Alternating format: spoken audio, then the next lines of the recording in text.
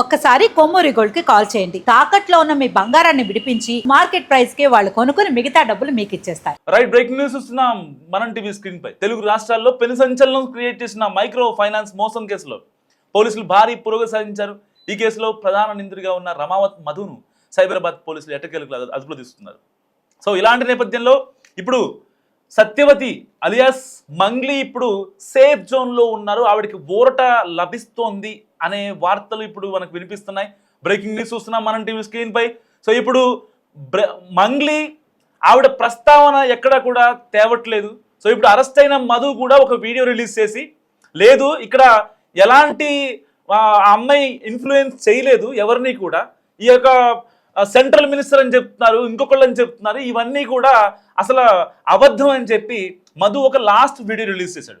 పోలీసులకి ఎప్పుడైతే అతను లొంగిపోవడానికి ముందు ఏదైతే అతను అజ్ఞాతంలోకి వెళ్ళాడు, దాని తర్వాత పారిపోయాడు, దాని తర్వాత పోలీసులు ఫోన్ కూడా లిఫ్ట్ చేయలేదు. ఎవరైతే సోకాల్డ్ హిమకాంత్ రెడ్డి ఇలాంటి వాళ్ళు, రాములు నాయక్ వీళ్ళందరూ ఫోన్ చేసినా కానీ అసలు మధు, సో మెయిన్ అక్యూజ్డ్ అయినటువంటి మధు ఒక వీడియో రిలీజ్ చేసి టెక్నికల్ ఆధారాలతో పోలీసులు పట్టుకునే ముందు ఆ వీడియోని సోషల్ మీడియాలో వదిలాడు అనమాట. సో దాని వెనకాల వీళ్ళ ఏదైతే సోకాల్డ్ టీమ్ హస్తం కూడా ఉంది. పర్టికులర్గా అతను కోట్ చేస్తుంది ఒకటే, అయితే హిమకాంత్ రెడ్డే కావాలని అతని నమ్మి నేను మోసపోయాను, ఇంకెవరైతే కవిత అనే ఒక అమ్మాయి ఉందో ఆ అమ్మాయి కూడా ఈ కేసులో ఉంది, వీళ్ళందరినీ బయటకు వస్తే వీళ్ళందరినీ అంటే విడివిడిగా విచారణ చేస్తే కీలక విషయాలు వీళ్ళలోకి వస్తాయని చెప్పి మధు చాలా గట్టిగా చెప్తున్నాడు. అండ్ రెండో విషయం ఏంటంటే మంగ్లీ పాత్ర లేదు దీంట్లో ఇంకెవ్వరూ లేరు అని చెప్పి మధు మాట్లాడుతున్నాడు. ఒక్కసారి ఆధారాలతో పాటు ఒక వీడియోని మధు రిలీజ్ చేశాడు. ఆ వీడియో ఒకసారి చూసే ప్రయత్నం చేద్దాం. PCR please. అసలు వీళ్ళిద్దరూ లేకుండా ఏ ప్రెస్ మీట్ ఏ మీడియా జరగదు. వీళ్ళిద్దరు లేకుండా మీరు అబ్జర్వ్ చేయండి, బాగా అబ్జర్వ్ చేయండి. మీరు బాగా అబ్జర్వ్ చేయాలా, ఏ ప్రెస్ మీట్ జరగదు వీళ్ళిద్దరు లేకుండా. ఇంకా వీళ్ళ చూడాలా, ఇంకా వీళ్ళది చూస్తే ఇంకా మా గురువు గారిది, ఇంకా మేడం గారిది, ఇంకా మేడం అన్నాలో ఇంకా ఏమన్నాలో ఇంకా మనం చెప్పకూడదు. కానీ ఇంక వీళ్ళది ఎట్లా ఉంటుందంటే, మా గురుగారు హిమకాంత్ రెడ్డి గారు ఇంకా మేడం గారు ఒక స్టేజ్ మీద కూర్చుంటే ఇంకా మధ్యలో వచ్చి ఒక వ్యక్తి కూర్చుంటారు చూడు, ఇంకా పూజారి అంటారు, ఇంకా అయ్యగారు అంటారో తెలియదు, కానీ ఆ వ్యక్తి ఇంకా సుబ్బు. మీరు బాగా అబ్జర్వ్ చేయొచ్చు. ఇంకా వీళ్ళు ముగ్గురు కలిసి ఇంకా జనాల్ని ఇంకా వీళ్ళు పిచ్చోలు చేస్తారు. ఇక 10-15 రోజుల నుంచి పిచ్చోలు అంటే ఇంకా ఘోరంగా పిచ్చోలు చేస్తారు. అసలు ఈ హిమకాంత్ రెడ్డి మా గురుగారు ఎవరైతే ఉన్నారో ఈయనని తప్పియడానికి, ఈయనకి సైడ్ పంపించడానికి ఇంకా ఈ సరిత మేడం అంటారు, ఇంకా అసలు నేను చెప్పకూడదు, కానీ మా అయ్యగారిది ఎక్స్పర్ట్, మా గురుగారిది హిమకాంత్ రెడ్డిది, మా సారిది ఇంకా మేడం అంటారు ఇంకా తెలియదు, కానీ ఈమె ప్రతి మీడియా ముందు వచ్చి ఈయనకి తప్పియాలని ఇంకా హెల్ప్ చేస్తుంటుంది, సపోర్ట్ చేస్తుంది. కానీ ఈమె మీడియా ముందు వచ్చి నేను బాధితురాలని, నేను విక్టిమ్ని అని ప్రచారం చేస్తుంది. ఇంకా జనాలు ఇంకా వీళ్ళు ముగ్గురు కలిసి ఇక పూజారి గారు చూడండి మధ్యలో ఉండి ప్రతి ప్రెస్ మీట్లో వీళ్ళు లేకుండా ఏ ప్రెస్ మీట్ జరగదు. ఇలా ఉంటుంది వీళ్ళు స్కామ్. ఇంకా ఫ్రాడ్లు వీళ్ళు అందరు హిమకాంత్ రెడ్డి వెనక 4-5 ఉంటారు. వీళ్ళందరూ కలిసి నన్ను బదనాం చేస్తారు. నేను ఒక ఫ్రాడ్ని, వీళ్ళ పైసలు ఏం తీసుకుపోయినట్టు, తిన్నట్టు, ఇంకా ఏదేదో వీళ్ళు మాట్లాడి వీళ్ళ టీం వేరే టోటల్. ఇంకా వీళ్ళ గురించి మనం ఇంకా మాట్లాడుకోని, వీళ్ళ సబ్జెక్ట్ వేరే, వీళ్ళ మెంటాలిటీ ఎట్లా ఉంటుందంటే క్రిమినల్ మైండ్. వీళ్ళ క్రిమినల్ మైండ్తో జనాల మైండ్ అందరినీ డిఫెండ్ ఒక పిక్చర్ చేస్తారు. ఇప్పటి వరకు అయితే నేను ఇంకా మీడియా ముందు వస్తున్నా, ఒక్కొక్కరి బండారం ఇంకా బయట పెట్టిస్తా, మళ్ళీ వస్తా. ఇంకా నేను ఆగదిలే. హిమకాంత్ రెడ్డి గారు ఇప్పటి వరకు మీరు ఎట్లా అంటే అట్లా చెప్పుకుంటూ మన టీంలో అయినా మీరు చెప్పినట్టు నేను మాట వినుకుంటూ వచ్చిన, ఇంకా మీ మాట వినను. ఎందుకంటే మిమ్మల్ని నమ్మి నేను ఆగమైనా ఎక్కడ ఉండని మీరు బయట. ఇంకోటి మేజర్ ఏంటంటే, ఫస్ట్ ఎవరైతే ఈ సరిత గారు ఉన్నారో పోలీస్ డిపార్ట్మెంట్ ఒకటే అంటున్నా. సో విన్నారు కదా. సో ఇప్పటిదాకా దాదాపుగా 30 రోజులు బట్టి ఈ యొక్క స్కామ్ గురించి చర్చలు జరుగుతున్నాయి. సరే మీడియాలోకి వచ్చి మహా అయితే ఒక 1 వీక్ 10 డేస్ జరుగుతుంది. లాయర్ సుబ్బారావు మాట్లాడుతున్నారు.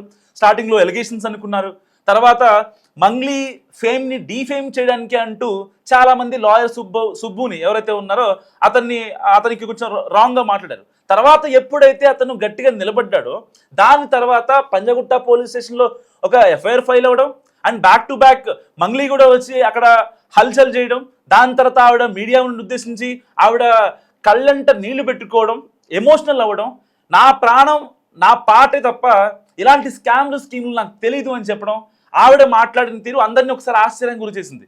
నిజంగా దీంట్లో కనుక నా తప్పు ఉంటే నన్ను అరెస్ట్ చేయండి, నేను మీరు ఏం చేసినా కానీ సిద్ధమే అంటూ ఆవిడ కొన్ని డైలాగులు విసిరారు.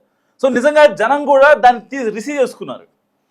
ఒకవేళ అసలు మంగ్లీ ఇలాంటి పనులు ఎందుకు చేస్తుంది, శివయ్య అంటూ పాటలు పాడుతుంది, ఇటు తెలంగాణ జానపదానికి సంబంధించినటువంటి కొన్ని సాంగ్స్ పాడుతుంది, తనదైన స్టైల్లో పాడుతూ తనకంటూ ఒక మంచి ఫ్యాన్ బేస్ని, ఒక స్థాయి నమ్మకాన్ని తన మీద కూర్చుకుంది. అలాంటి నేపథ్యంలో అలాంటి అమ్మాయి మన తెలంగాణ ఆడబిడ్డ ఇలాంటి పనులు ఎందుకు చేస్తుందని చెప్పి సభ్య సమాజంలో ఉండే కొంతమంది అంటే న్యూట్రల్ పర్సన్స్ మాట్లాడుకున్నారు. కానీ వాస్తవాల్లోకి వెళ్ళిన తర్వాత ఇక్కడ లాయర్ సుబ్బు చాలా స్టాండ్ గట్టిగా తీసుకున్నారు, చాలా స్ట్రాటజికల్గా వెళ్ళారు. దాని తర్వాత ఆయన కేసు పెట్టారు. సో ఇక్కడ కేసు పెట్టిన విషయంలో కూడా మంగ్లీ కేసు పెట్టింది అండ్ ఇక్కడ లాయర్ సుబ్బారావు పెట్టాడు. కానీ లాయర్ సుబ్బారావు అందరి మీద పెడితే ఇక్కడ మంగ్లీ మాత్రం మధుని ఎగ్జామ్ చేసింది. ఎందుకు మినహాయించింది? సో దానికి రీజన్ అడుగుతున్నాడు ఇప్పుడు లాయర్ సుబ్బారావు. మరి లాయర్ సుబ్బారావు నిజంగా అడిగే దాంట్లో వాస్తవం ఉంది. ఒకవేళ స్కామ్ జరిగిందని మంగ్లీ గారే చెప్తున్నారు. మరి ఆ మంగ్లీ గారే స్కామ్ జరిగిందని చెప్తున్నారు కదా, దాంట్లో మీ ఇన్ఫ్లుయెన్స్ ఎంత, స్కామ్ చేసింది ఎవరు, చేయించింది ఎవరు అని చెప్పి మాట్లాడుతున్నారు. మరి ఇలాంటి నేపథ్యంలో అసలు మంగ్లీని ఇప్పుడు మధు ఎందుకు సేఫ్ చేస్తున్నాడు?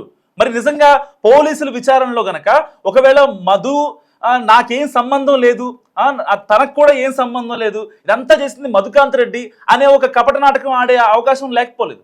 ఎందుకు అంటే ఆల్రెడీ దొరికిపోయాడు దొంగ, అన్ని వేళ్ళు కూడా మధు వైపే చూపిస్తున్నాయి. ఇప్పటిదాకా మధు గురించి చాలా ఎలిగేషన్స్ వస్తున్నాయి. సో ఇతనే ఒక ప్లాన్ చేశాడు, ఒక సిమెంట్ కంపెనీ, రిజిస్టర్డ్ సిమెంట్ కంపెనీలో ఈ యొక్క ముడుపుల్ని దాంట్లో పెట్టి అంటే ఆ ట్రాన్సాక్షన్స్ ఏవైతే ఉన్నాయో ఆ ట్రాన్సాక్షన్ మొత్తం వైట్గా చూపించే ప్రక్రియ జరిగింది అని చెప్పి ఇటు లాయర్ సుబ్బారావు కూడా మాట్లాడుతున్నారు. కానీ ఫైనల్గా ఇక్కడ మంగ్లీకి ఒక రకంగా ఊరట దక్కుతోందన్న అనుమానాలు కూడా వ్యక్తమవుతున్నాయి. ఎందుకు అనుమానాలు వ్యక్తమవుతున్నాయి అంటే ఇప్పుడు మధు ఆల్రెడీ ఒక వీడియోలో తను క్లీన్ చిట్ ఇచ్చాడు, అసలు మంగ్లీకి సంబంధం లేదు అని. అండ్ ఇప్పుడు పోలీసుల విచారణలో కూడా అదే మాట మాట్లాడే అవకాశం ఉంది. ఎందుకంటే మంగ్లీ అనే వ్యక్తికి చాలా మంచి ఒక హై ఇన్ఫ్లుయెన్స్ ఉన్న వ్యక్తి, చాలా మంది పొలిటీషియన్లు, పెద్ద పెద్ద బిజినెస్ మ్యాగ్నెట్లు వాళ్ళందరూ తెలుసు, చాలా ఈవెంట్ చేస్తుంది, కొన్ని యాంకరింగ్ చేస్తూ జనాలకు చాలా దగ్గర అయింది అండ్ ఈవెంట్స్ కూడా చేస్తూ తనకంటూ ఒక సర్కిల్ ఏర్పాటు చేసుకుంది. మరి ఇలాంటి నేపథ్యంలో ఇటు సెంట్రల్ మినిస్టర్ అంటే ఏ సెంట్రల్ మినిస్టర్ మంగ్లీకి సన్నిహితంగా ఉండి ఈ యొక్క స్కామ్ వెనుక ఉన్నటువంటి ఆ సెంట్రల్ మినిస్టర్ ఎవరు అన్న అనుమానాలు కూడా వ్యక్తమవుతున్నాయి. మరి అసలు మంగ్లీ పాత్ర ఉందా లేదా?